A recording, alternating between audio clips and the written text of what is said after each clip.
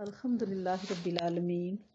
اللہ کریم نے اپنی چشم رحمت ہم پہ کی اور ہم زندگی اور جینے مرنے کے کچھ اصول سیکھنے بیٹھے ہیں قرآن و سنت کی روشنی میں، کیونکہ قرآن مجید میں اللہ کریم نے فرمایا ہے کہ اے اطمینان والی روح، چل اپنے رب کی طرف، تو اس سے راضی اور اس کے ہاں پسندیدہ، شامل ہو جا میرے نیک بندوں میں اور داخل ہو جا میری جنت میں۔ انشاءاللہ ہم سب اسی جنت کے متلاشی بھی ہیں، اسی جنت میں جانا بھی چاہتے ہیں، اور ہماری ساری کوششیں جو اس مختصر سی زندگی میں ہیں وہ یہی ہیں کہ ہم جنت الفردوس میں انشاءاللہ جیسے یہاں بیٹھے ہیں وہاں بھی ہم انشاءاللہ ایک ساتھ بیٹھیں۔ تو ساری تعریفیں اس رب ذوالجلال کے لیے ہیں جو کائنات کا خالق، مالک، رازق، اور ہم سب گواہی دیتے ہیں کہ اللہ کے سوا کوئی پوجنے لائق نہیں ہے، کوئی عبادت جوگا نہیں ہے، کوئی تعریف کے سزاوار نہیں ہے، اس کا کوئی سانجی شریک، کوئی رشتہ دار، کچھ نہیں ہے۔ وہ اکیلا تن تنہا یکتا اپنی شان میں بالا و برتر اور افضل ہے۔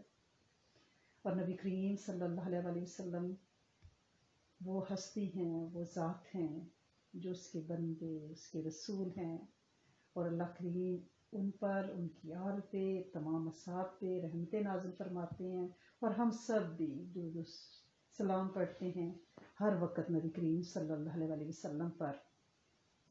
جس طرح زندگی کے متعلق ہم روز کوئی احکام، کوئی چیزیں سیکھتے ہیں، ساتھ ساتھ موت کی بھی بات کرتے ہیں، یہ ہمیں معرفت ہونی چاہیے۔ ہر انسان کے لیے یہ ضروری ہے کہ ہمارا جینا مرنا رب کی رضاؤں کے مطابق ہو، اور ہر نفس کو جاننا ہی ہے۔ یہ ہمارے جو جسم کے پنجرے میں ایک روح پھڑپھڑا رہی ہے نا، یہ اڑنے کو تیار بیٹھی ہے، یہ جانا چاہتی ہے علیین میں انشاءاللہ۔ اب یہ ہے کہ یہ موت سے ہمیں ڈرنا اس لیے نہیں کہ یہ تو راکھی ہے نا، کہتے ہیں نا فلاں راکھا ہے باغ کا، مالی ہے، رکھوالا ہے، محافظ ہے۔ یہ موت ہماری زندگی کی راکھی کرتی ہے، وقت سے پہلے اسے مرنے نہیں دیتی۔ ہم کہتے ہیں نا ہم تو مرتے مرتے بچ گئے، نہیں، موت اس کی رکھوالی کر رہی ہے، وہ زندگی کو ختم نہیں ہونے دیتی، وہ وقت مقررہ پہ اس کو آئے گی۔ یہ ہماری سیف گارڈ ہے، اللہ پاک نے اس کو مقرر کیا ہوا ہے۔ موت ہمارے ساتھ ساتھ چلتی ہے، یعنی دو زندگیاں ہم جیتے ہیں، ایک تو ہماری اپنی زندگی ہے نا، ایک ساتھ ہماری موت بھی چل رہی ہے سائیڈ بائی سائیڈ، اور وہ اس زندگی کو ختم نہیں ہونے دیتی وقت سے پہلے۔ جب وقت آئے گا پھر وہ خود ہی اس کو ڈس لے گی۔ اور سورۃ آل عمران میں تو آپ کو پتہ ہی ہے، کل نفس ذائقۃ الموت، ہر زیرو کو موت کا مزہ چکھنا ہے، یعنی جس نے زندگی کا پیالہ پیا ہے اس نے موت کا گھونٹ ضرور بھرنا ہے۔ اب جب مرنا لازمی ہی ٹھہرا تو ہمیں اس کے سارے احکام پتہ ہونا چاہیے، غسل، کفن، نماز جنازہ، دفن، سب کچھ پتہ ہونا چاہیے، اور یہ جاننا انتہائی ضروری ہے۔ اس موضوع پہ ہم نے بہت دفعہ بات کی، لیکن اب آگے پیچھے ہمارے گروپ کے کچھ پیارے چلے گئے لوگ، ساتھی ہمارے، تو انہوں نے کہا کہ آپ اس پہ دوبارہ بات کریں کہ ایک سیکوینس کے ساتھ ہمیں پتہ ہو بیمار پرسی سے لے کر گزر جانے تک، اور پھر گزرنے کے بعد ہم ان کے لیے کیا کریں۔ بیمار پرسی کرنا بڑی فضیلت اور ثواب کا کام ہے، لیکن کووڈ میں نہیں، ٹھیک ہے نا۔ اب جو بھی کوئی بیمار ہے، جو بھی بیمار پرسی کے کام ہے، آپ یہ نہ کہیں کہ ہم نے تو بھی ثواب کھٹنا ہے، ہم نے تو بیمار پرسی کرنے جانا ہے، ایسا بالکل نہ کیجیے گا، ٹھیک ہے۔ آپ نے بیمار پرسی کا جو اجر لینا ہے نا، وہ گھر بیٹھے بیٹھے لے لیں، فون پہ، میسج پہ۔ آپ جا نہیں سکتی، یہ نہ ہو کہ آج کی بات سن کے اور آپ کہیں کہ نہیں جی ہمیں تو یہ ساری نیکیاں کھٹ لینی ہیں آج ہی۔ تو یہ صرف اس لیے کہ ایک سیکوینس رہے کہ بیمار پرسی، یعنی جو بیمار ہے، اب تو اللہ پاک نے جدید ٹیکنالوجی کو اتنا وسیع کر دیا ہے کہ آپ میسج پہ ان کی خیر خبر، ان کو کوئی ضرورت ہے، آپ پوری کر سکتی ہیں، اور اللہ کریم سب کو اپنی حفظ و امان، عافیت اور کامل شفاؤں، عطاؤں میں، برکتوں میں، رحمتوں میں انشاءاللہ ڈھانپ کے رکھے۔ لیکن یہ تو زندگی کے ساتھ چلتا ہے نا، انسانی وجود ہے، چلتے چلتے تھک جاتا ہے، بیمار ہونے لگتا ہے، بوڑھا ہونے لگتا ہے۔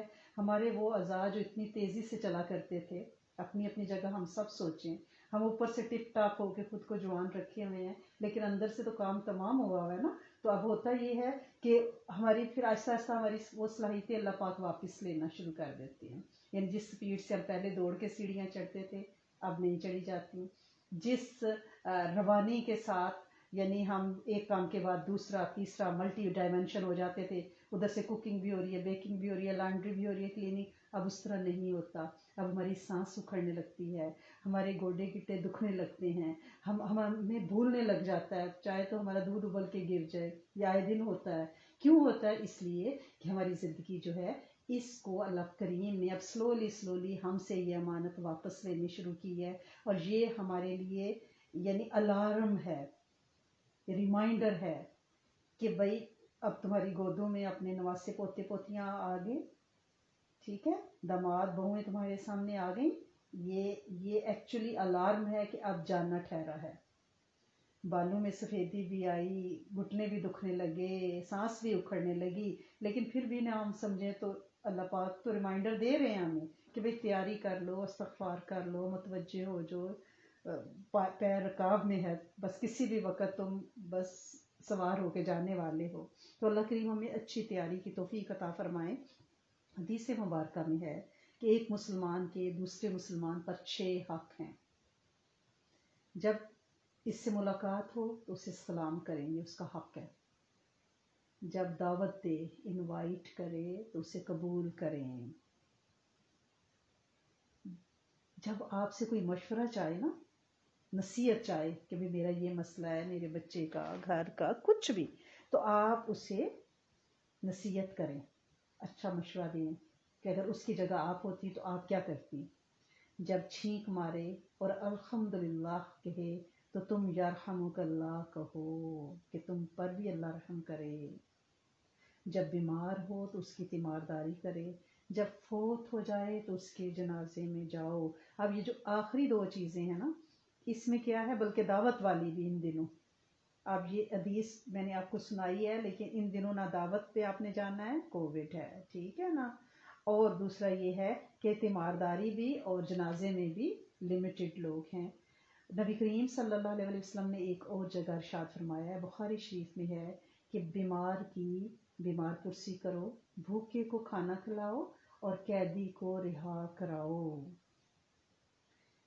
یعنی اس سے ہمیں کیا پتہ چلا کہ ہم اگر ہمارا کوئی ساتھی سنگی کوئی جاننے والا بیمار ہے, ہم میسیج یا فون پہ ان دنوں اس کی بیمار پرسی کریں, اور پھر اس کے لیے دل سے دعا کریں.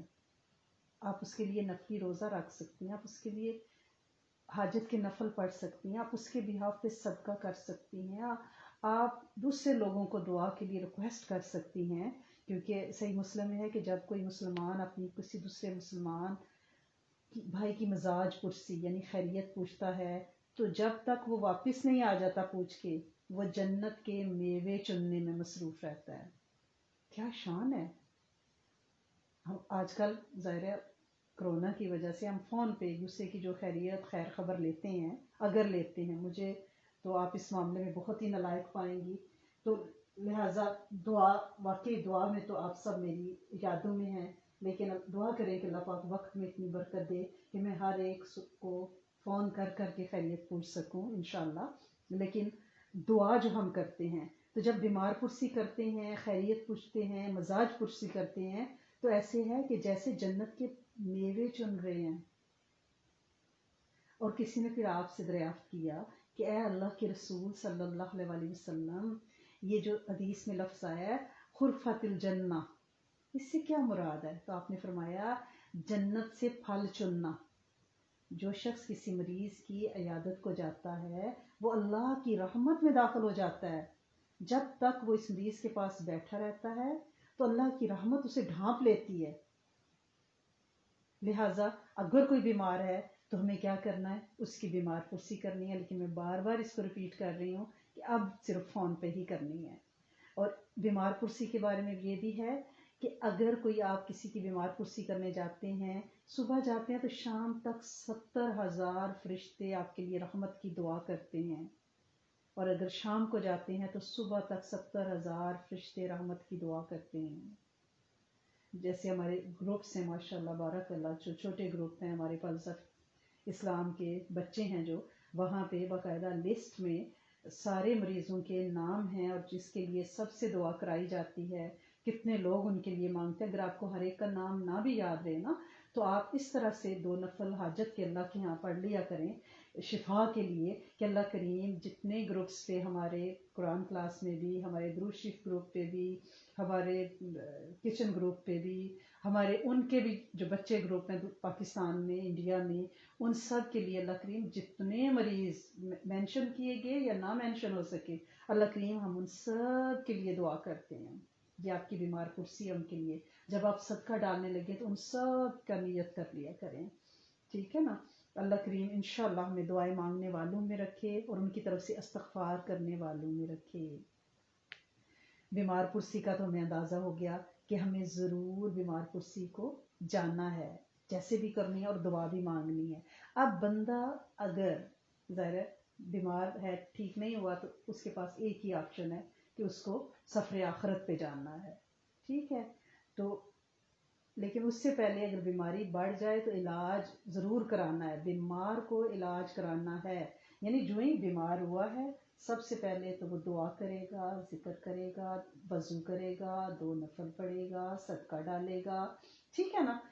پھر وہ اچھے معالج سے علاج کرائے گا، لیکن حرام چیز سے علاج نہیں کرانا، غیر شرعی چیز سے علاج نہیں کرانا. موت کو اکثر یاد کرنا ہے اور اس کی تیاری بھی کرنی ہے، عیادت بھی مریض کی کرنی ہے. جس کو مرض لگ جائے اس سے بیماری کا تذکرہ الحمدللہ کہہ کے کرنا ہے. یہ نہیں کیا مصیبت ہے میرے تو یہ آئے مر تھان گئی ہوں، نہیں، ایسے نہیں کہ الحمدللہ رب العالمین یہ ڈائگنوز ہوئی ہے لیکن اللہ کریم شفا دیں گے، آپ میرے لیے دعا کریں. یعنی صبر کے منافی کوئی چیز. اور یہ بھی نہیں کہ آپ ڈیسپریٹ ہو جائیں، آپ مایوس ہو جائیں اور آپ کہیں کہ بس اے دن التے موت ہی چنگی ہے. ایسے نہیں، موت طلب نہیں کرنی، دل برداشتہ ہو کے موت کی تمنا نہیں کرنی چاہیے. یہ بات ذہن میں رکھنی ہے.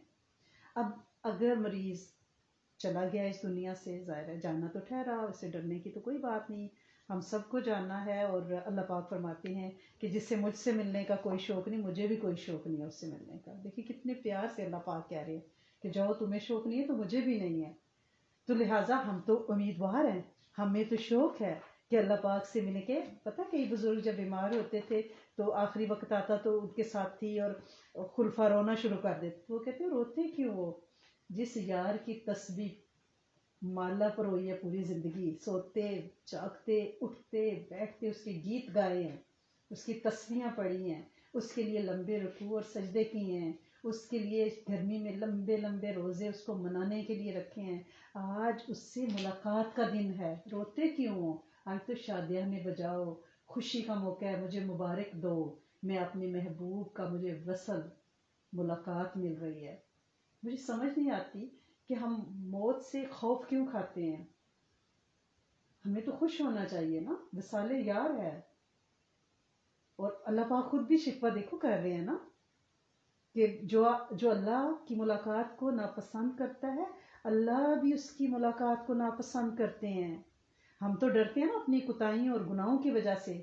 یعنی اس کی مثال تو اس شخص جیسی ہے جو دوست کی ملاقات کو لیٹ کرتا جائے، دل اس کا کرتا ہے ملنے کو، لیکن وہ کہتا ہے کہ ابھی میری تیاری نہیں ہے، ابھی تو میں نے اس کے لیے بھائی فلاں طرح کا سوٹ بنوانا ہے، اس کو راضی کرنے کے لیے پھول لینے ہیں، گفٹ لے کے جانا ہے. تو اس طرح سے ہم ڈیلے کر رہے ہیں. لیکن تیاری جلدی کر لیں نا، جلدی سے سوٹ سلوا لیں، جلدی سے پھل فروٹ ٹوکریاں بنا لیں، ٹھیک ہے نا، تسبیحات کی، اذکار کی، روزوں کی، اور پوری تیاری سے رہیں. کیا پتہ کب ملاقات آ جائے، اس وقت تو پھر نہ نہیں نا بولی جا سکتی. اور موت کا جو تذکرہ ہے نا وہ دوست سے ملاقات ہے، ہمیں اس کا مشتاق ہونا ہے. اور رب سونے کو دیکھ لیں، اس سے بڑی چاہت کیا ہے، اس سے بڑی مطلب کیا تمنا باہر آئے گی کہ اللہ کریم ہمیں استغفار کرنے والا اور تیار رہنے والا انشاءاللہ بنائے. تو اب اگر موت آ جاتی ہے، موت کے آثار ظاہر ہو جاتے ہیں، آپ مریض کے پاس ہیں، ہم سب میں سے کوئی بھی، تو جب آثار ظاہر ہونے لگیں تو آپ کلمہ پڑھنا شروع کر دیں، ٹھیک ہے نا، آہستہ آہستہ. اسے نہیں کہنا، مریض کو تو اس وقت بیچارے کو بہت اذیت ہے نا، آپ نے اسے نہیں کہنا، خود لا الہ الا اللہ کا ورد شروع کر دینا ہے. وہ یہ تلقین ہی ہو جائے گی. یاسین اگر آپ کو آتی ہے آپ وہ پڑھنی شروع کر دیں, آسانی پیدا ہوتی ہے. اور آپ کوشش کریں کہ قریب رہیں اس وقت, باوضو رہیں. باوضو اگر نہیں ہے تو فوراً وضو کر لیں, آس پاس رہیں. جب موت آ جاتی ہے اس کا منہ قبلہ رخ کرنا ہے میت کا فوراً, کیونکہ جسم گرم ہوتا ہے نا. فوراً کعبہ کی طرف منہ کرنا ہے, آنکھیں بند کرنی ہیں کلمہ پڑھتے ہوئے. کپڑا لے کے فوری طور پہ بینڈیج وغیرہ کوئی لے کے پٹی وغیرہ تو منہ کو باندھنا ہے, کیونکہ ورنہ منہ کھل جاتا ہے. کیونکہ جب فرشتے ظاہر ہوتے ہیں نا ایک نئی دنیا مردے پہ کھلتی ہے. اس سے تو اندازہ ہی نہیں نا, جیسے کنویں کے مینڈک کو کوئی کہے کہ باہر اتنے کانٹیننٹ ہیں, سمندر دریا ہیں, تو وہ کہے گا بکواس کر رہے ہیں نا, نہیں مانے گا. یا پیٹ میں بچے کو اگر کہا جائے کہ باہر تو ایسے پیارے محلات اور سڑکیں اور ہاسپٹل, تو وہ کہے گا نہیں, میرے لیے تو یہی گھر ہے, میرا جینا ساری زندگی یہاں ہی ہے. ٹھیک ہے نا, وہی اس کے لیے سارا کچھ ہے. یہی حساب ہمارا ہے, ہم وہ کنویں والے ہیں یا وہ پیٹ والے ہیں. دنیا کے پیٹ میں ہمیں اندازہ ہی نہیں ہے کہ آگے کتنی بڑی دنیا ہے. جنت کا وہ تصور, وہ آخرت کا تصور ہمارے لیے حیران کن ہے. تو اس لیے بندے کی آنکھیں بھی پتھرائی اور کھلی کی کھلی رہ جاتی ہیں, اور منہ بھی کھلے کا کھلا رہتا ہے. ہاں یہ کون سی دنیا ہے. تو اس لیے فوری طور پہ کلمہ پڑھتے ہوئے آنکھیں بند کرنی ہے, منہ کو باندھنا ہے, دونوں پیروں کے انگوٹھوں کو وہاں باندھنا ہے. اور جو گھر والے ہیں رونے دھونے سے نہیں, ان کو اچھی بات کی تلقین کرنی ہے, کیونکہ اس وقت جو باتیں میت کے پاس اس وقت ہو رہی ہوں گی فرشتے اس پہ آمین کہتے جاتے ہیں, کیونکہ وہ خیر کے کلمات ہیں تو اس پہ مہر لگ گئی. خدا نخواستہ وہ ایسے آئے مر گئے, ہمارا لے گیا, کون لے گیا, کون لے جا سکتا ہے. موت اس کی پہرے دار تھی, کوئی نہیں اسے لے جا سکتا تھا, اسے رب لے گیا ہے اپنے پاس وعدے کے مطابق. ٹھیک ہے نا. پھر میت کے اوپر کپڑا ڈال دیا جائے. سب سے پہلے جو چیز سوچنی ہے وہ کیا ہے کہ اس کا قرض ادا کرنا ہے. اگر اس کا کوئی نظر, اس نے کوئی منت ماننی ہے اس کا, یا کوئی کفارہ اس کے ذمے ہے, یا کوئی قرض ہے, اس کو فوری طور پہ دینے کی فکر کرنی ہے. اور حدیث مبارکہ میں ہے کہ جب کسی مریض کی بیمار پرسی کو جاؤ یا کسی جنازے میں جاؤ تو زبان سے خیر کے کلمات کہو, کیونکہ فرشتے اس پہ آمین کہہ رہے ہوتے ہیں. ہمیشہ ویسے بھی ہمیشہ اچھی بات کریں. جب کوئی شخص مرتا ہے تو حدیث مبارکہ میں ہے کہ اس کے 4 پڑوسی, اس کے نیبر, اگر اس کے اچھا ہونے کی گواہی دے دیتے ہیں تو فرشتے اس کی گواہی کو اللہ کے پاس لے جاتے ہیں, اور اللہ پاک ان کی شہادت کو قبول فرما لیتے ہیں. اور اللہ پاک فرماتے ہیں میں نے اس کے وہ گناہ معاف کر دیے جو تمہیں نہیں پتا. تم نے خیر کے بول کے ہیں, اس کے لیے خیر لکھ دی گئی ہے.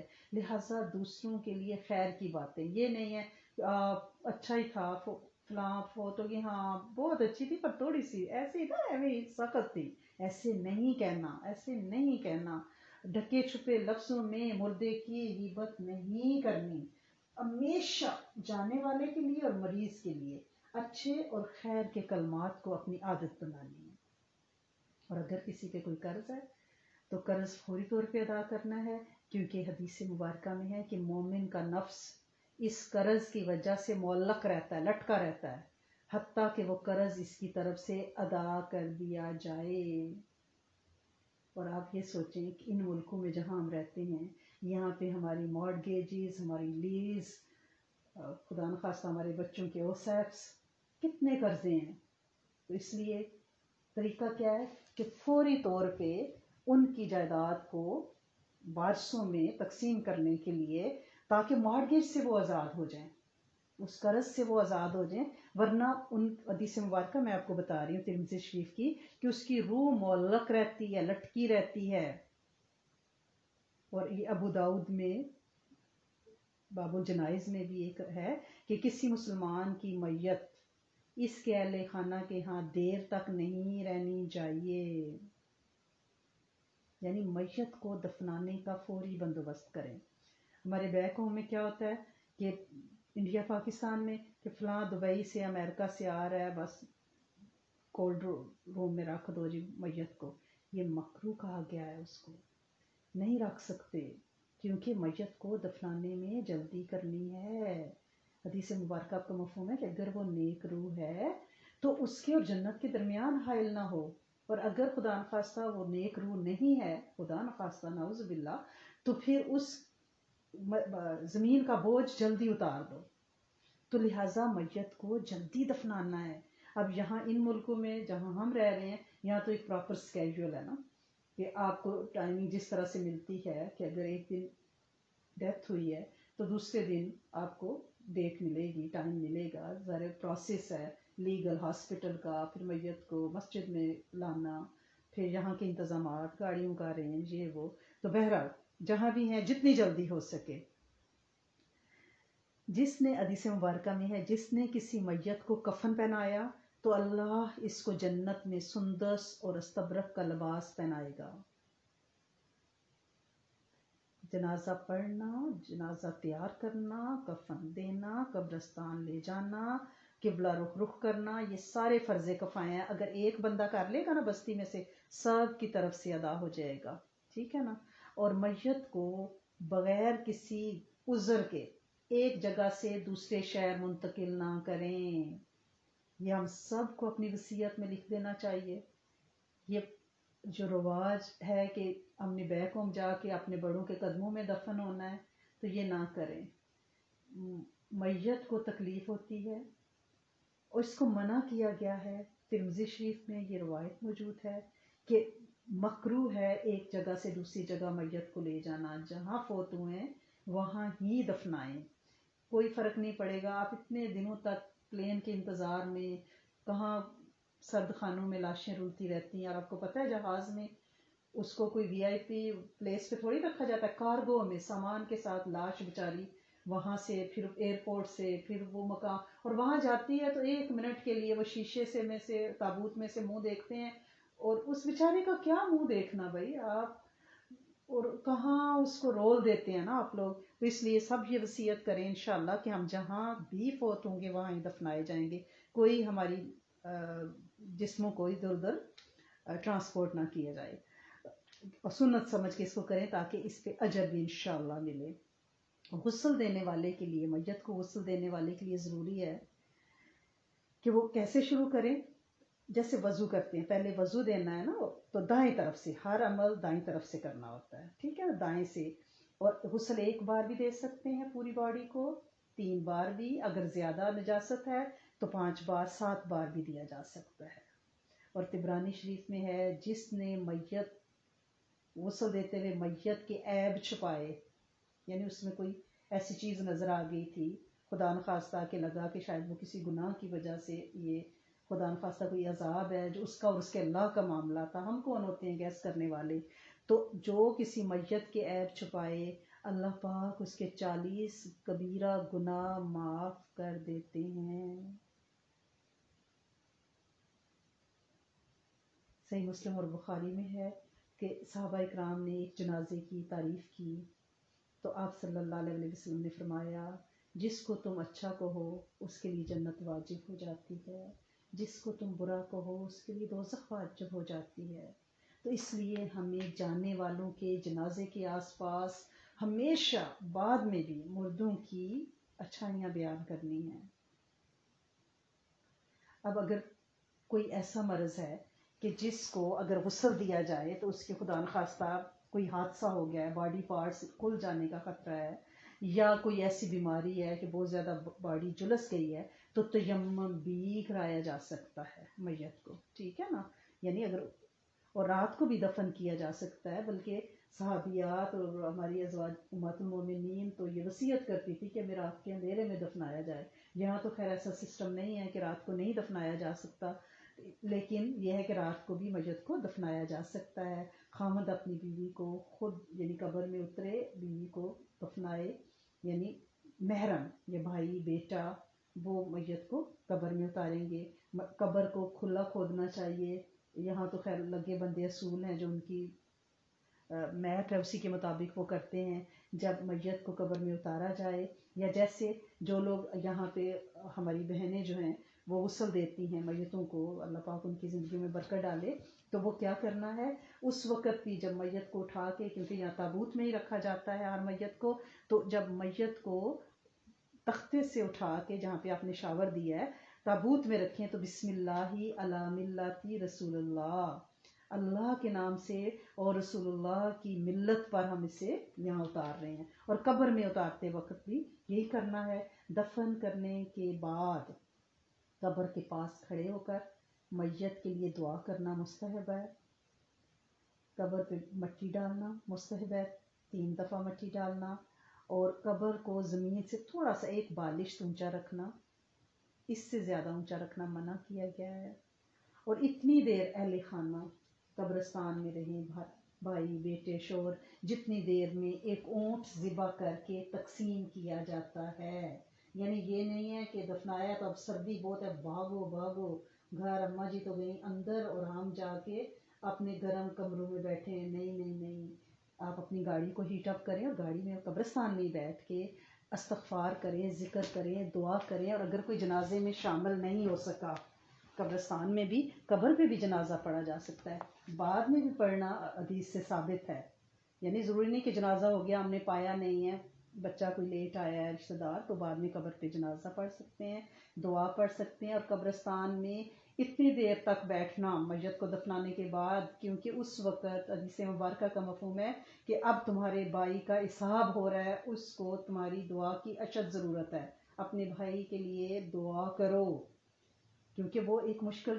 وقت ہے جب آخری جنازہ پڑھنے والے کے قدموں کی چاپ قبرستان سے ختم ہو جاتی ہے، تو پھر فرشتے موجود ہوتے ہیں حساب کتاب کے لیے، تو مارل سپورٹ کے لیے اس وقت کتنی دیر کھڑا نا، 5-6 گھنٹے، کیونکہ اونٹ بہت بڑا جانور ہے، اس کو ذبح کرنا، اس کی بوٹیاں کرنا، اس گوشت کو تقسیم کرنے پہ کم از کم اتنا ٹائم لگتا ہے، تو اس لیے جلدیاں نہیں کرنی ہے، اپنے بچوں کی ڈیوٹیاں لگانی ہے، وصیت کر کے جانی ہے کہ ہمیں دفنانے کے بعد وہاں پہ یہ نہ ہو کہ کہیں کہ وہ ہو ہم تو ادھر ادھر بھاگتے رہے، گاڑی میں تو گیس نہیں ہے، کوئی بات نہیں، قریبی گیس اسٹیشن سے گاڑی میں گیس فل کرائیں، دوبارہ آ جائیں قبرستان اور وہاں پہ بیٹھیں، ان کے لیے استغفار کریں، دعا کریں، اللہ کی منت کریں کہ ہمارا یہ ماں، ہمارا باپ، ہمارا بھائی، ہمارا بیٹا، یہ ہمارے لیے بہت اچھے تھے، یہ بڑے صالح تھے، ان کی نیکیاں یاد کریں، اور تھوڑی دیر اپنے سوشل میڈیا کو بند کر دیں،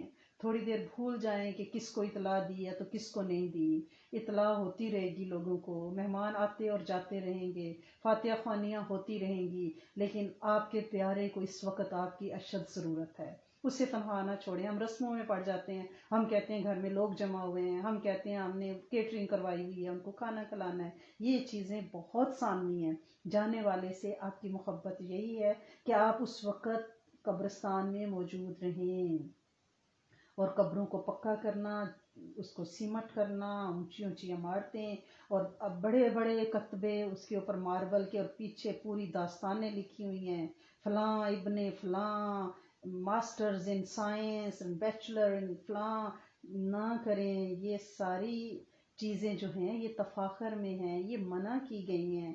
آپ ان کا پیچھے پورا شجرہ نسب لکھ کے کیا دنیا کو دکھانا چاہتے ہیں؟ جو خاک میں ملنے والی چیز تھی، نطفے سے بنی، خاک سے ابری، خاک کا پیمد بنی، اور آپ ان کے گیت گا رہے ہیں پیچھے، وہ پتہ نہیں کس حالت میں ہے۔ لہٰذا یہ لمبے لمبے کتبے لگانا، وہ ٹھیک ہے آپ اگر نام یاداشت کے لیے لکھنا چاہتے ہیں تو چھوٹی سی کوئی عاجز سی چیز، اور ان کے اوپر آیات لکھنا اور کلمہ لکھنا، کئی قبرستان یہاں پہ ایسے ہیں کہ جہاں پہ میں نے دیکھا ہے کہ پیچھے بڑی بڑی لگی ہوئی ہیں کتبہ، اور اس کے اوپر خواتین، جو خاتون دفن ہے اس کی فوٹو لگی ہوئی ہے، یعنی جس چیز سے اللہ اور اس کے رسول نے منع فرمایا ہے، آپ ان کی قبر پہ یہ کام کر رہے ہیں۔ فوٹو تو گھر پہ نہیں لگا سکتے، آپ نے قبر کے کتبے پہ فوٹو لگائی ہوئی ہے، اور بعض پہ پوری آیات لکھ کے، کلمہ لکھ کے، تسمیہ تعوذ لکھ کے، اور وہ زمین کے برابر، زمین کے اوپر وہ سلیب رکھی ہوئی ہے، اور لوگ اس کے اوپر پیر رکھ کے گزر رہے ہیں۔ کیا آپ جانے والے کو کیا صدقہ جاریہ دے رہے ہیں؟ تو اس لیے پلیز ان چیزوں کی طرف دھیان دیں۔ اور 1-2 دفعہ خود دیکھا ہے کہ قبرستان میں میت کو دفنانے کے بعد وہاں پہ کولڈ ڈرنک वहाँ पे स्नैक्स, सैंडविचेस, कि भाई हमारे ऑफिस से लोग आए हुए हैं जनाजा पढ़ने, तो अभी उन्होंने वापस जाना है, ब्रेक में आए हैं, तो लिहाजा वहाँ पे वो तकसीम खुद देखा है मैंने, सैंडविचेस, और लोग ग्रुप बना के गप्पे मार रहे हैं जैसे पिकनिक पे आए हुए हैं कब्रिस्तान में। तो खुदा के वास्ते ये चीज़ें इनको ना शुरू करें, ये पार्टियां बन जाएंगी, फिर वहाँ पे टेंट लगेंगे और फिर वहाँ पे बफे सर्व होने लग जाएगा। हर छोटी से छोटी बुराई ऐसे ही शुरू होती है। पहले सिर्फ पानी की बॉटल्स देते थे, फिर आहिस्ता आहिस्ता वो कोक और वो स्प्राइट में तब्दील हुए, टेन्स आ गए, तो अब ये है साथ सैंडविचेस भी आ गए, ट्रेज उठाई होती हैं साथ और उधर ही तकसीम किया जाता है कि जी मेहमान अब घर नहीं जा रहे तो यहाँ ही खा के जाएं। ये ना करें। इस वक्त जो मुर्दे पे बीत रही है ना, कि हदीस मुबारक का मफ़हूम है, ऐसे जैसे कोई पानी में डूब रहा होता है और वो सहारे की तलाश में चीख रहा होता है कि कोई है जो मुझे सहारा दे, और हम वहाँ पे पार्टी कर रहे हैं, बातें कर रहे हैं, गप्पे लगा रहे हैं। ना करें इस तरह। और कोई फ्यूनरल ड्रेसेस बनवाए जा रहे हैं तैयार, और ये दुआ ज़रूर किया करें कि अल्लाह करीम हमारे बच्चे पूरे मसनून लिबास के साथ हमारी कब्रों पे खड़े हों। जिन जिन तेज हवा चल रही होती है छोटी छोटी स्कर्ट्स के साथ, जिस तरह से मैंने बच्चियों को कब्रिस्तान में देखा है, जिस तरह से उनकी जुल्फियां हवा में उड़ रही होती हैं, अल्लाह रहम करे, अल्लाह रहम करे। दुआ किया करें कि अल्लाह सोने हमारे बच्चों को इतनी तहजीब और अक्ल ज़रूर दे देना कि वो कब्रिस्तान मसनून लिबास में जाएं कि हमारी रूहों को तकलीफ ना पहुंचे। तो इन सारी चीज़ों को हमने अपनी ज़िंदगी में ही अपने बच्चों को बताना है। कब्रों को चूमना नहीं होता, उनके ऊपर सजदे नहीं करने होते, दुहनियाँ नहीं लगानी होती, वहाँ पे धरना दे के बैठ नहीं जाना होता। ठीक है, उनकी कब्रों को जी शफा की मट्टी है जी अब्बा जान की, वो लाएं, ना करें। और कब्रिस्तान में तो यहाँ तक मना किया गया है कि जूते पहन के कब्रिस्तान में ना चलें। ये अबू दाऊद की एक हदीस है बाबुल जनाइज की, कि कब्रों पे जूते पहन के ना चलें। और अगर आपने किसी कब्रिस्तान में आप जाती हैं तो सबसे पहले सलाम करना है। ठीक है ना, अस्सलाम अस्सलाम अला अहलिल दियार, इस शहर के रहने वालों तुम्हें सलाम, मर्दों मोमिनों और मुसलमान औरतों पे। अब कुछ लोग ये सवाल करते हैं कि वहाँ पे गैर मुस्लिम भी दफन है, ज़ाहिर यहाँ तो कब्रिस्तान ऐसे ही हैं कि मुसलमान भी हैं और गैर मुस्लिमों का भी वहाँ पे ही पोर्शन है। तो भाई अब हम सलाम कर रहे हैं तो वो उनको भी कर रहे हैं, क्या इन कब्रिस्तानों पे सलाम करना चाहिए? हर कब्रिस्तान पे आप सलाम करें, क्योंकि सलाम के अंदर ही अल्लाह पाक ने डिफ्रेंशिएट कर दिया है, अलहदा कर दिया है, मोमिन मुसलमान मर्दों औरतों पे सलामती हो, यानी आप में से जितने सोए हुए हो जो मोमिन मुसलमान है उनको सलाम में दे रही हूँ। क्योंकि अल्लाह ताला हम में से पहले पहुंचने वालों और बाद में आने वालों पर रहमत फरमाए, और हम भी इंशाल्लाह तुमसे जल्दी मिलने वाले हैं। ये सलाम ज़रूर करना है जब कब्रिस्तान में दाखिल होना है। जब निकलें फिर सलाम करके निकलें। और जब आप गाड़ी में वहाँ बैठी हुई हैं, आप कब्रिस्तान के अंदर से ज़्यादा रोड्स बनी हुई हैं, आप कब्रिस्तान के अंदर से गुजरती हैं, तो आपको ये नहीं है कि आप निकलें कब्र के ऊपर जाके खड़ी हो, गाड़ी में बैठे बैठे आप सलाम करके ड्राइव करके आप अंदर गई हैं गाड़ी में बैठे बैठे। क्योंकि इस पे दो राय हैं बहुत शिद्दत के साथ कि कब्रिस्तान में नहीं जाना चाहिए, लेकिन इस वक्त जो उलमा इस बात पे इज्तिहाद करने की कोशिश कर रहे हैं वो ये है कि जबकि इस दौर की ख़वातीन को हर तरह के कॉन्सर्ट में वो जाती हैं, मालों में जाती हैं, मेलों ठेलों में जाती हैं, लेकिन कब्रिस्तान पे जाने से मना कर देते हैं। गोया जहाँ मौत का खौफ आना था, जहाँ उन्हें आखिरत याद आनी थी, जहाँ उनके अमाल संवरने और सुधरने थे, जहाँ उन्होंने ज़िंदगी की राहें पॉजिटिव बनानी थी और आखिरत की तैयारी करनी थी, वहाँ से तो हमने उनको रोक दिया। या तो बाकायदा पर्दा जिस तरह के औरत पे फ़र्ज है वो घर में महदूद है, अपने महरम के साथ बाहर निकलती है, जबकि वो ऐसा नहीं है। तरावी के नाम पे भी पूरे फुल प्रोटोकॉल और फैशन के नाम पे बेलवासी की हदों को इन्ना लिल्लाहि व इन्ना इलैहि राजिऊन छूती हुई वो हर जगह पहुंच जाती है ख़वातीन, लेकिन हम उन्हें कब्रिस्तान जाने से मना कर दे। पूरे उबा जुबा अबाया के साथ गाड़ी में बैठे बैठे अगर कब्रिस्तान में से आप गुजरती हैं या रुकती हैं अपने महरम के साथ, तो फिर आप वहाँ दुआ करें और खौफ आपके अंदर आएगा। आपको याद आएगा कि मेरा ठिकाना भी यही है, जिस 5,000 स्क्वायर फीट के घर पे मुझे मान है ना, وہ وہاں ہی رہ جانا ہے، یہاں میں مسافر ہوں، یہ میرا پکا ٹھکانا ہے، یہ چند فٹ زمین اور اس کی گہرائی اور اوپر برف کی چادر میں نے لی ہوگی اور میں اندر ہوں گی، اور یہاں پورے قبرستان میں 10-20 ہزار قبروں میں کوئی ایک بھی وزٹر نہیں ہے۔ اس کا مطلب ہے میرے پیارے بھی ایسے ہی مجھے اکیلا چھوڑ جائیں گے، وہ پیارے جن کے لیے میں دن رات میری ایک ہی دعا ہے، اللہ سونے ان کو اچھے زوج دے، اللہ سونے ان کے لیے یہ کر دے، ان کے گھر بن جائیں، ان کی جابز ہو جائیں، ان کی ڈگریاں ہو جائیں، وہ مجھے ایسے کمر پھیریں گے کہ میری خبر ہی نہیں لیں گے۔ یہ نظام قدرت ہے۔ اگر اللہ کریم مردوں کی محبت زندوں کے دلوں سے نہ نکالتا تو یہ تو سارے ہمارے بچے قبروں پہ ہی ٹینٹ لگا لیتے کہ اماں کے ساتھ ہی رہنا ہے۔ یہ اللہ کا نظام ہے، ان پہ ہمیں گلہ نہیں ہونا چاہیے، لیکن ہمیں اپنی تیاری کرنی ہے، ٹھیک ہے نا۔ وہ صورت منافقون میں ہے نا کہ لا تلہکم اموالکم واولادکم عن ذکر اللہ، کہ تمہیں تمہارے مال اور اولاد اللہ کے ذکر سے پھیر نہ دیں۔ یہ پچھلے دنوں ہم نے گروپس پہ بھی ڈالی تھی اس کی قرات کے میں ٹرانسلیشن آپ سنو اور آپ کو پتہ چلے۔ تو بہرحال اللہ کریم ہمارے پیچھے رہ جانے والوں کو بھی صبر دے اور ہمیں سلامتی کے ساتھ انشاءاللہ اس گھر میں لے دیں۔ اب جو شخص میت کو غسل دیتا ہے یا کفن پہناتا ہے تو اس کے یعنی عیبوں کی بھی پردہ پوشی اس نے کی، تو اب اللہ کریم کے ہاں اس کا جو اجر ہے وہ اتنا زیادہ ہے کہ جیسے اس نے قیامت تک کسی کو گھر دے دیا، قیامت تک کسی کو لباس پہنا دیا، یعنی اللہ کریم کتنے کریم ہیں کہ ہماری چھوٹی چھوٹی سی نیکیوں کو کیسے وہ اعلیٰ درجے پہ پہنچا دیتے ہیں۔ اور اگر کوئی بھی نہیں ہے غسل دینے کے لیے، کسی کی ڈیتھ ہو گئی ہے تو شوہر بیوی کو، بیوی شوہر کو غسل دے سکتی ہے، جی بالکل دے سکتی ہے۔ اور غسل کس سے دینا ہے؟ پاک صاف ستھرے پانی سے، اگر ٹھنڈا ہو گرم کرنا چاہیں موسم کے مطابق کر لیں، بیری کے پتے ہوں تو اس کو ضرور اس میں گرم کریں، کیونکہ آپ کو بیری کے پیچھے بھی ایک عجیب داستان ہے، سدرۃ المنتہا سنا ہوا ہے نا آپ نے، بیری کا درخت عرش مولا پہ بھی ہے، اور بیریس کے پتوں سے مردے کو بھی کفن دیا جاتا ہے۔ یہ بہت پریزرور بھی ہے اور اس کے اندر روح کی ایک بڑی دنیا ہے۔ تو اللہ کریم اگر بیری کے پتے یہاں پہ جیسے بیریاں تو ہوتی نہیں ہیں کینیڈا میں، تو آپ ویسے کسی صابن سے ایک باڈی واش سے غسل دے سکتے ہیں۔ غسل کا طریقہ کیا ہے؟ اس کے لیے جو ٹرینڈ خواتین ہیں یا مرد ہیں مساجد میں وہ دیتے ہیں، زیادہ ساتھ مجمے لگانے کی ضرورت نہیں ہوتی، اور بعد میں یہ اعتراض بھی کیا جاتا ہے کہ ہاں دیکھو ذرا میری اتنی کلوز فرینڈ تھی اور مجھے غسل کا نہیں کہا، فلانی گئی ہوئی تھی، اچھا اس نے غسل دیا ہے، وصیت کی ہوئی تھی۔ اب دیکھیے مرنے والی بیچاری مرن جوگی وہ کس کس کی وصیت کرے نا۔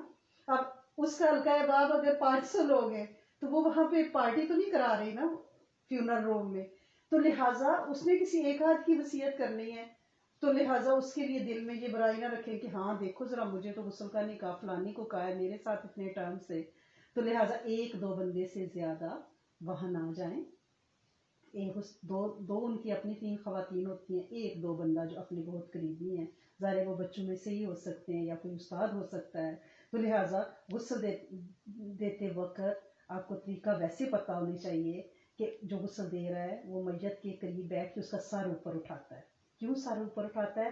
پھر پیٹ پہ آہستہ آہستہ ہاتھ رکھا جا کے دبایا جاتا ہے آہستہ آہستہ تاکہ اس کی نجاست نکلے۔ جب بندہ سیدھا بیٹھتا ہے تھوڑا سا اوپر سر اٹھتا ہے پیٹ کو دبایا جاتا ہے تو اس کی نجاست نکلتی ہے۔ سوچے تو صحیح کیا عبرت کا مقام ہوگا، کیا عبرت کا مقام ہوگا۔ ہم سب تصور تو کریں اس اسٹیل کے اس شاور کے وہ کاؤنٹر پہ کہ ہم پڑے ہیں اور بے بس ہیں اور ہمیں اس طرح کر کے ہمارے پیٹ کو صاف کیا جا رہا ہے۔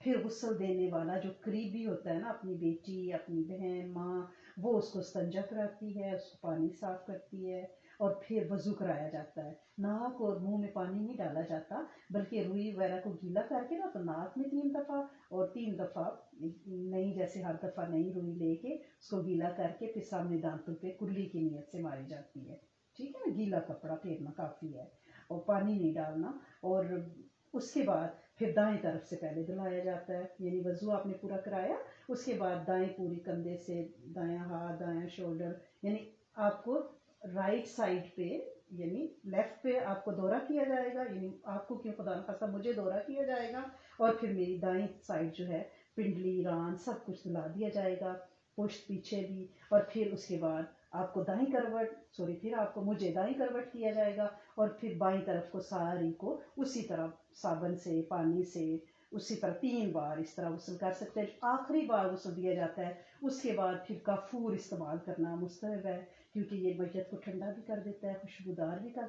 دیکھیں تو صحیح کیسا خوبصورت مذہب ہے، نلا کے دلا کے خوشبوئیں لگا کے سفید کپڑے پہنا کے سفید تابوت میں ڈال کے پیاروں کے کندھوں پہ بٹھا کے عزتوں کے ساتھ زمین کے اندر دفناتا ہے۔ ایسے حسین مذہب پہ تو قربان جائیں، اللہ کا شکر ادا کریں کہ ہم ایسے مذہب کے ماننے والے ہیں، ہمیں رب نے اپنا تعارف کرایا ہے، ہم نبی کریم صلی اللہ علیہ وآلہ وسلم کے وہ امتی ہیں جن کو آپ نے سلام بھیجا ہے، ٹھیک ہے نا۔ اور جس نے غسل دی ہے اگر وہ صرف وضو بھی کر لے تو کافی ہے، اگر بعد میں گھر پہنچ کے اس وقت وہ جو جنازے وغیرہ میں شامل ہونا ہے وضو سے ہو جائے، اس کے بعد گھر پہنچ کے یعنی مستحب ہے کہ اگر وہ غسل کر لیں۔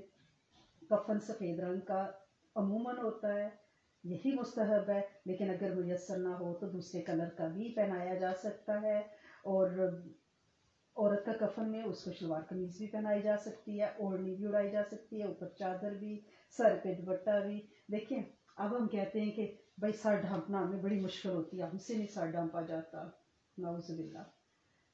اس وقت بھی اٹھ کے بیٹھ کے کہہ دینا نا کہ نہیں زمین کے اندر بڑی تنگی ہوگی مجھے، میں نے نہیں لینا یہ، اس وقت تو بڑے مزے سے سکارف حجاب چادریں اوڑھنیاں کفنیاں پہنائی جائیں گی، تو جس نے دنیا میں نہیں پہنا اس کو اس دن پھر بڑی اوکھا لگے گا۔ اس لیے تیاری یہی ہے کہ ابھی سے پہننا شروع کر دیں تاکہ ہمارے لیے وہ اپنا سا لگے، ہم بڑی ایزی فیل کریں۔ اور جو شخص جنازے میں شریک ہو نماز جنازہ پڑھے تو اس کے لیے کیا اجر ہے؟ 1 قرات، اور جو اس کو دفن کرنے تک قبرستان میں بھی جائے اس کے لیے 2 قرات۔ اور آپ نے فرمایا یہ جو قرات ہے نا، یہ 2 بڑے پہاڑوں کی مثل سونا صدقہ کرنے کا اجر ہے۔ لہٰذا عورتوں کے لیے جنازہ پڑھنا کوئی یعنی واجب سنت نہیں ہے۔ ہاں اگر آپ مسجد میں موجود ہیں، جنازے کی نماز کھڑی ہوگی، جیسے آپ حج کے موقع پر عمرے کے موقع پر ہوتے ہیں تو آپ بھی جنازہ پڑھیں، اور آپ کو جنازہ پڑھنا آنا چاہیے، بڑا ہی آسان ہے۔ 4 تکبیریں ہیں، ٹھیک ہے، 4 تکبیریں، سورۃ فاتحہ پڑھنی ہوتی ہے، درود شریف پڑھنا ہوتا ہے، میت کے لیے دعا، اور 4تھی دفعہ سلام پھیر دینا ہوتا ہے، ٹھیک ہے نا۔ اور عموماً جنازے کی 3 جو صفحے ہیں وہ مستحب ہیں۔ اس میں ضروری چیز یہ ہے کہ آپ کو جنازے کی دعا آنی چاہیے، اللہم اغفر لحینا و میتنا والی، اس کو آپ یاد کر لیں۔ آپ نے ظاہر حج عمرے پہ بھی تو جانا ہے، یہاں چلو نہ آپ مسجد جاتی ہوں لیکن وہاں تو جاننا ہے نا۔ اور میت کو جب قبرستان میں بھی رکھا جاتا ہے، قبر میں بھی رکھا جاتا ہے تو دائیں کروٹ ہی رکھا جاتا ہے، ٹھیک ہے نا۔ عام طور پہ کہا جاتا ہے کہ آپ باکس میں نہ رکھیں، صندوق میں نہیں دفنائیں نا، بہتر نہیں ہے، لیکن کیونکہ یہاں ہم لوگ رہتے ہیں تو یہاں ہمیں تو صندوق میں ہی جانا ہے۔ اور جہاں تک یہ ہے کہ میت کے گھر میں کھانا تیار کرنا، کیونکہ اس حدیث کو ذہن میں رکھا جاتا ہے کہ جس میں سنن ترمذی شریف میں ہے کہ اہل میت کے لیے کھانا تیار کرنا سنت سے ثابت ہے۔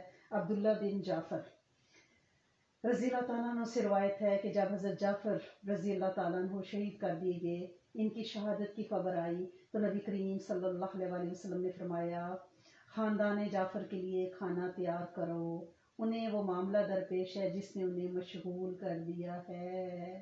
لیکن یہاں ہوتا یہ ہے جب کوئی فوت ہو جاتا ہے تو ہر کوئی فون پہ فوڈ آرڈر کرتا ہے، چلو جی ہر طرح کی فوڈ جو ہے ان کے گھر ڈھیر لگ جاتے ہیں۔ اب گھر کے 3 بندے ہیں 4 بندے ہیں، اب وہ کھانا ضائع ہوتا ہے۔ اس لیے آپ کوشش کریں کہ آپ ان سے پوچھ لیں، اگر پہلے فریج بھی بھرا ہوا ہے گراج بھی بھرا ہوا ہے کھانے سے چوہوں کے لیے، تو کھانے اس طرح اکٹھے کرنے کی ضرورت نہیں ہے، یہ حدیث موجود ہے۔ لیکن اس طرح نہیں ہے کہ ہر کوئی کہے کہ نہیں جی ہم نے ثواب لینا ہے۔ ثواب لینا ہے تو بیک ہوم میں بڑے لوگ ہیں جو فاقوں سے سو رہے ہیں، جن کے گھر پینے کا صاف پانی نہیں ہے، جن کے پاس اپنی چھت نہیں ہے، جن کی بیٹیاں بالوں میں سفیدی لیے اپنی دہلیز پہ پڑی ہیں، ان کی مدد کریں۔ یہاں رسماً آپ یہ نہ کہیں کہ میں فلاں جگہ کا کھانا جو ہے بامیاں لے کے جا رہی ہوں تو کندھار کباب لے کے جا رہی ہوں، یہ نہ کریں۔ لہٰذا بہتر ہے کہ ان کے گھر والوں کے لیے آپ نے کھانا لے کے جانا ہے نا، تو اس کو فتنہ نہیں بنانا۔ بلکہ ان سے پوچھ لینا ہے اور پھر اس کے مطابق آپ نے اگر ان کو ضرورت ہے تو آپ ان کے لیے کھانا لے کے جا سکتی ہیں۔ جس نے کسی میت کو کفن پہنایا تو اس کے لیے اللہ کریم جنت میں سندس اور استبرق کا لباس اسے پہنائیں گے، یہ حاکم میں حدیث ہے۔ اور ایک اور جگہ نبی کریم صلی اللہ علیہ وسلم کا ارشاد گرامی ہے کہ آپ صلی اللہ علیہ وسلم نے فرمایا کہ صفوں کی تعداد طاق رکھیں، آڈ رکھیں، جب جنازہ پڑھا جائے نا 1 3 5 7، یعنی اگر لمبی ہے صفیں تو ان کو چھوٹا کر لیا جائے۔ حضرت ابن مسعود نے نبی کریم صلی اللہ علیہ وسلم سے پوچھا، یا رسول اللہ صلی اللہ علیہ وسلم جنازے کو کس رفتار سے لے کر جایا کریں؟ آپ نے فرمایا جلدی جلدی دوڑنے کی رفتار سے کچھ کم، یعنی متناسب رفتار، نہ لگے کہ دوڑ رہے ہیں۔ اگر مردہ صاحب خیر ہے تو اس کو انجام خیر تک جلدی پہنچاؤ، اگر صاحب شر ہے تو اس شریر کو اپنے سے جلدی دور کرو۔ یہ ابو داؤد میں ہے۔ اب میت کو دفن بھی کر دیا، قبرستان کے ہم نے آداب بھی دیکھ لیے۔ اب گھر والوں کے پاس اگر جانا ہے تعزیت کے لیے تو ان سے اچھی باتیں کرنی ہیں، کوئی واویلا، رونا دھونا، چینکنا چنگاڑنا، یہ جو ہے گناہ کبیرہ ہے۔ منہ کو نوچنا یہ جہالت کے رواجوں میں سے یہ ایک بہت بڑی بدعت ہے، لہٰذا اس سے باز آنا ہے۔ گھر والوں کو بھی صبر کی تلقین کرنی ہے، خیر کی بات کرنی ہے، انہیں وضو کرانا ہے اور وہاں پہ بیٹھ کے اہتمام کرنا ہے کہ چلو استغفار کرتے ہیں، استغفار کی تسبیحات، کلمہ پڑھتے ہیں، صدقہ کرنا ہے، میت کے لیے ہر خیر کا کام کرنا ہے، اس کی بھلائی کے تذکرے کرنے ہیں اور زیادہ دیر تک وہاں پہ بیٹھنا نہیں ہے کہ بار بار جی مرنے والے گھر جا رہے ہیں۔ بھائی کیا ہو گیا آپ کو؟ وہ گھر والے بیچارے تو اکیلے ہیں نا، وہ ہر ایک کے ساتھ رونا دھونا کریں گے تو ان کا بنے گا کیا نا؟ لہٰذا ایک دفعہ صرف آپ نے کنڈولنس کے لیے ایک دفعہ جانا ہے۔ اور حدیث مبارکہ میں ہے، حضرت ابو ہریرہ سے روایت ہے کہ لذتوں کو توڑنے والی موت کا اکثر تذکرہ کیا کرو۔ آپس میں جب بیٹھے، جیسے اب ہم موت کا تذکرہ کر رہے ہیں، ہم اس حدیث کی ہی انشاءاللہ عمل کرنے کی کوشش کر رہے ہیں، کیونکہ موت کا جو تذکرہ ہے یہ ہمیں موت کی یاد دلاتا ہے، اس کی تیاری کی تلقین کرتا ہے۔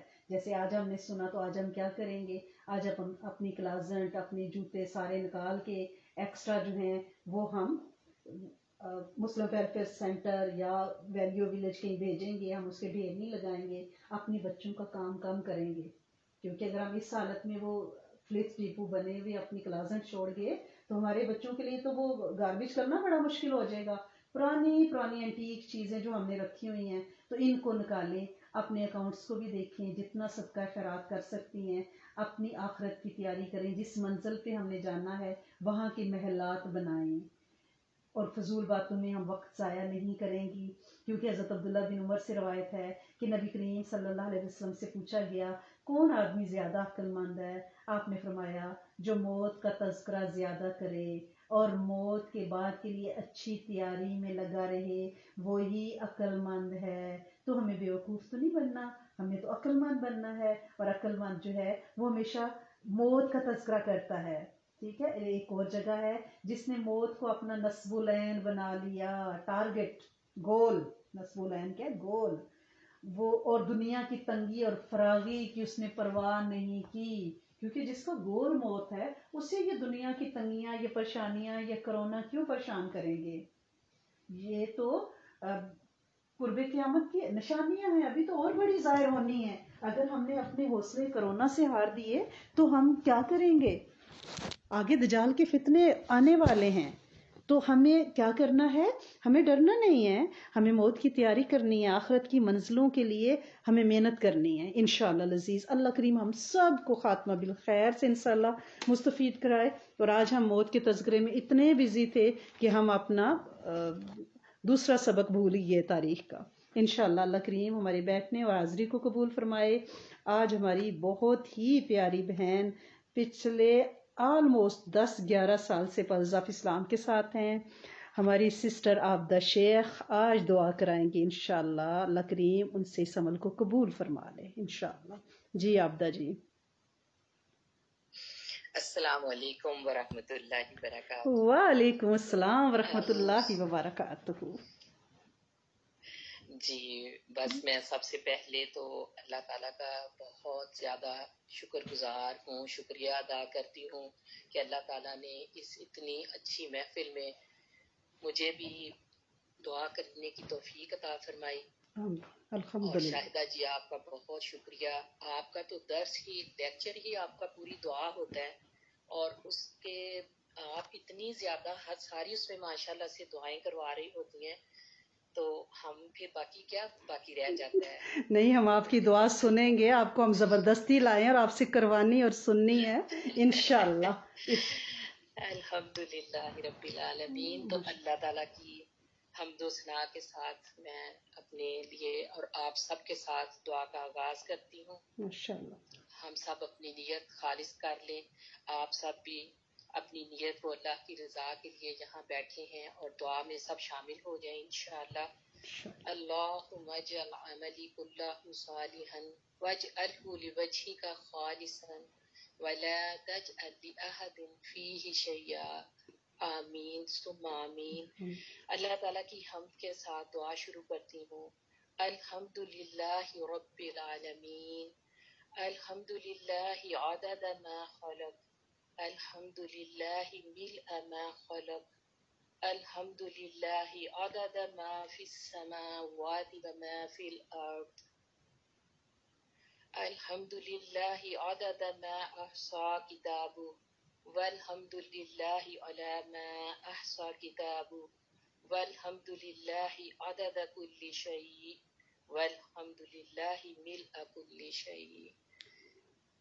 सुब्हानल्लाहि व बिहम्दिही अदद खल्किही व रिदा नफ्सिही व ज़ीनत अर्शिही व मिदाद कलिमातिही। अऊज़ु बिल्लाहि स्समीइल अलीम मिनश शैतानिर रजीम। हुवल्लाहुल्लज़ी ला इलाहा इल्ला हु आलिमुल ग़ैबि वश्शहादा हुवर रहमानुर रहीम। हुवल्लाहुल्लज़ी ला इलाहा इल्ला हु अल मलिकुल कुद्दूसुस सलामुल मुमिनुल मुहैमिनुल अज़ीज़ुल जब्बारुल मुतकब्बिर। सुब्हानल्लाहि अम्मा युश्रिकून। हुवल्लाहुल खालिकुल बारिउल मुसव्विर। लहुल अस्माउल हुस्ना। युसब्बिहु लहु मा फिस समावाति वल अर्द व हुवल अज़ीज़ुल हकीम। या अल्लाह या रहमानु या रहीमु या ज़ल जलाली वल इकराम या ज़ल जलाली वल इकराम। अल्लाह ताला आप कहते हैं कि मेरे नामों के साथ दुआ शुरू करो, मैं दुआ को कबूल करने वाला हूँ। अल्लाह पाक, हमने आपके नामों के साथ दुआ शुरू की है और आपके सब वादे सच्चे हैं। आप बेशक सच्ची, हर बात आप सच करते हैं, सच बताते हैं। इंशाअल्लाह ताला आप जितने लोग हम सब यहाँ आज जमा हैं, अल्लाह ताला आप सबकी जायज़ हाजात को पूरा फरमा दें। अल्लाह ताला सबकी मुश्किलें आसान फरमा दें। अल्लाहुम्मा आतिना फिद दुनिया हसनतन व फिल आखिरति हसना व किना अज़ाबन नार।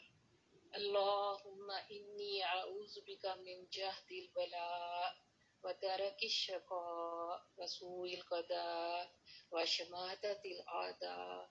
अल्लाह ताला, हम तो आपके एक आजिज़ से मस्कीन से बंदे हैं, बिल्कुल भी हमें दुआ मांगनी नहीं आती।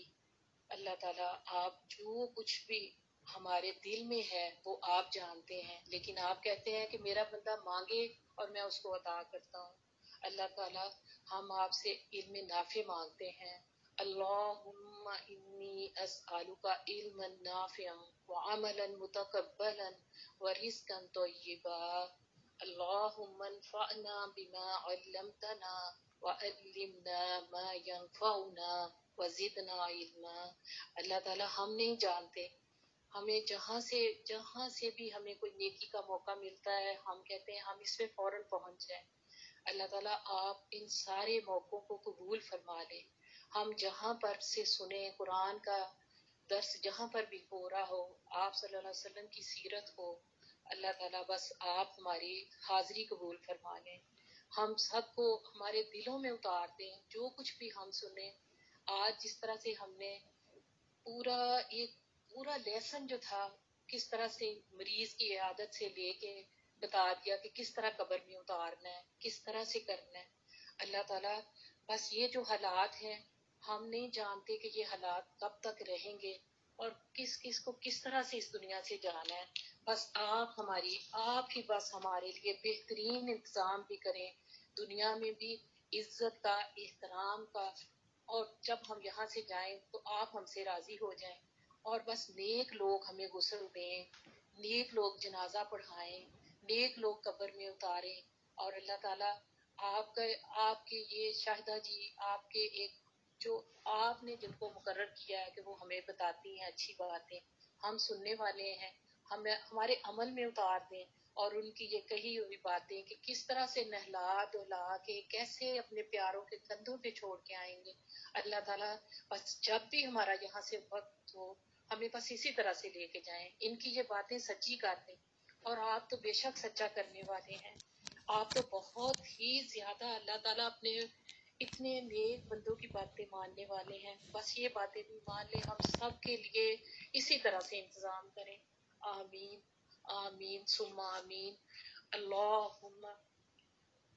اللهم آتنا في الدنيا حسنة وفي الآخرة حسنة وقنا عذاب النار. اللهم إني أعوذ بك من منكرات الأخلاق والأعمال والأهواء والأدواء. اللہ تعالیٰ بس ہم آپ سے اچھے اخلاق کی, ہم بالکل بھی ہمیں نہ بولنا آتا ہے, نہ اپنے گھر والوں کے ساتھ نہ دوسروں کے ساتھ. اللہ تعالیٰ ہمارے اخلاق کو بہتر بنا دیں, بہترین اخلاق بنا دیں. جھوٹ, حسد, بغض, کینہ, غیبت, یہ ساری بیماریاں ہمارے دلوں سے بالکل ایسے صاف کر دیں جیسے آپ جسمانی بیماریوں کو صاف کرتے ہیں. اسی طرح سے یہ ہماری روحانی بیماریاں بھی ہم سے صاف کر دیں, ہمارے دلوں کو بالکل پاکیزہ کر دیں اور اس دل میں آپ کا ذکر صرف جاری رہے. اللہم انی اعوذ بک من البخل واعوذ بک من الجبن واعوذ بک ان ارد الی ارذل العمر واعوذ بک من فتنۃ الدنیا واعوذ بک من عذاب القبر. اللہ تعالیٰ ہر طرح کے دنیا کے فتنوں سے بھی بچا دیں اور قبر کے بھی فتنوں سے بچا دیں. ہر طرح سے قبر میں جو لوگ, اللہ تعالیٰ اس دنیا میں جتنے لوگ بیمار ہیں سب کو شفائے کاملہ عاجلہ دائمہ عطا فرما دے. اور جو اس دنیا سے اس بیماری سے ویسے کسی بیماری سے کسی بھی طرح سے اس دنیا سے اللہ تعالیٰ رخصت ہو چکے ہیں, ان کا وقتان پہنچا, وہ چلے گئے ہیں, اللہ تعالیٰ ان کی قبروں کو روشن کر دیں, ان کی قبروں کو نور سے بھر دیں. اللہ تعالیٰ ان کی مغفرت کر دیں جب ہم بھی یہاں سے جائیں, اس دنیا سے جائیں, اس حال میں جائیں کہ آپ ہم سے راضی ہوں اور ہمیں معاف کر دیں, ہمیں بخش دیں. جس طرح دنیا میں ہماری غلطیوں پر پردہ ڈالتے ہیں, دنیا میں عزت بنائی ہوئی ہے, اسی طرح اللہ تعالیٰ اس وقت بھی آپ ہی ہمارے گناہوں کو معاف کر کے ان پر پردہ ڈال دیں. اس وقت بھی ہمیں بالکل اسی طرح سے پاک صاف رکھیں. آمین. اللہم انی اعوذ بک من الہم والحزن واعوذ بک من العجز والکسل واعوذ بک من البخل والجبن واعوذ بک من غلبۃ الدین وقہر الرجال. اے اللہ بس میں آپ سے سب کی طرف سے جتنے لوگ بیٹھے ہوئے ہیں اور جو سن رہے ہیں, جہاں جہاں پر بھی بیٹھ کر سن رہے ہیں, سب کی طرف سے دعا مانگتی ہوں کہ اللہ تعالیٰ سب کو اپنے حفظ و ایمان میں رکھیں, سب کو شفائے کاملہ عاجلہ دائمہ عطا فرمائیں. بس اپنی آخرت بنانے کے لیے جو کچھ بھی ہم عمل کر سکتے ہیں جب تک اللہ نے زندگی یہ دی ہوئی ہے صحت والی, ہم اپنی آخرت بنا لیں, ہم اپنے اعمال کو بہترین بنا دیں. اللہ تعالیٰ آپ نے جو ہمیں موقع دیا ہے ہم اس کو بہترین اس کا استعمال کریں. اللہم انت ربی لا الہ الا انت خلقتنی وانا عبدک وانا علی عہدک ووعدک مستطاعت اعوذ بک من شر ما صنعت ابوء لک بنعمتک علی وابوء بذنبی فاغفر لی انہ لا یغفر الذنوب الا انت۔